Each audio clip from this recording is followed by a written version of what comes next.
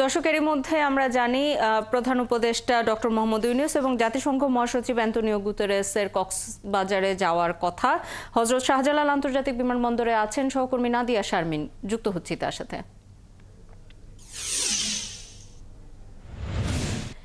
নাদিয়া, কক্সবাজারের উদ্দেশ্যে তারা কখন রওনা হবেন?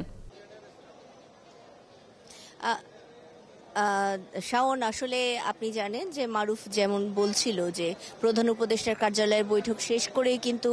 এই এয়ারপোর্টের মাধ্যমে তারা একটি বিমানযোগে, বিশেষ বিমানযোগে কক্সবাজার যাবেন এবং কক্সবাজারে কিন্তু একটি লম্বা শিডিউল রয়েছে এবং প্রধান উপদেষ্টার সাথে বৈঠক আমরা যতদূর বুঝতে পারছি প্রায় শেষ হবার পথে বা শেষ হয়ে গেছে। কেননা এখানকার যে প্রস্তুতি ভিভিআইপি টার্মিনাল সেটি বলে দিচ্ছে আসলে যে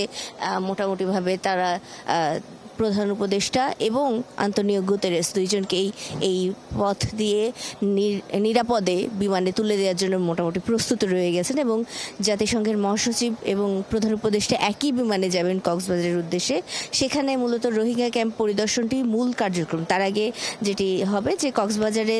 তাকে নামার পরে স্বাগত জানাবেন দুর্যোগ ব্যবস্থাপনা মন্ত্রণালয়ের দায়িত্বপ্রাপ্ত উপদেষ্টা ফারুকী আজম এবং সেখান থেকে তারা যাবেন উখিয়ার দিকে এবং তার আগে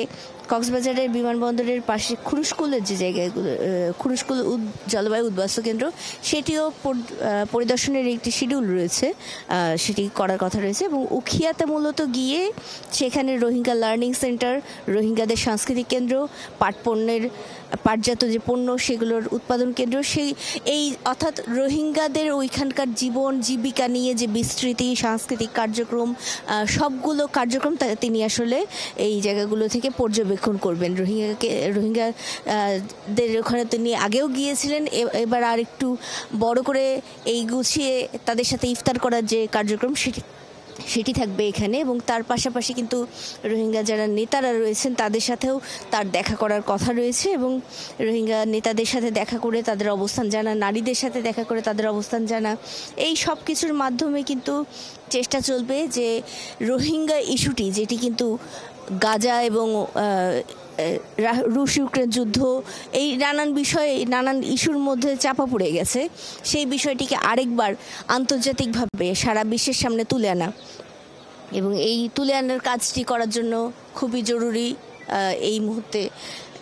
তার এই সফরটি এবং এই সফরের মাধ্যমে কিন্তু রোহিঙ্গাদের জন্য যে তহবিল দরকার, একটি বিশাল অর্থ দরকার হয় বাংলাদেশে যারা রোহিঙ্গা রয়েছে তাদেরকে থাকা, খাওয়া, স্বাস্থ্য সেবা, চিকিৎসা সহ বিভিন্ন কার্যক্রমের জন্য, তাদের নিরাপত্তার ব্যবস্থার জন্য, সব মিলিয়ে তাদেরকে এখানে রাখা এবং তাদের খবর রাখতে থাকুন, প্রয়োজনে ফিরবো আপনার কাছে। ধন্যবাদ যুক্ত হবার জন্য।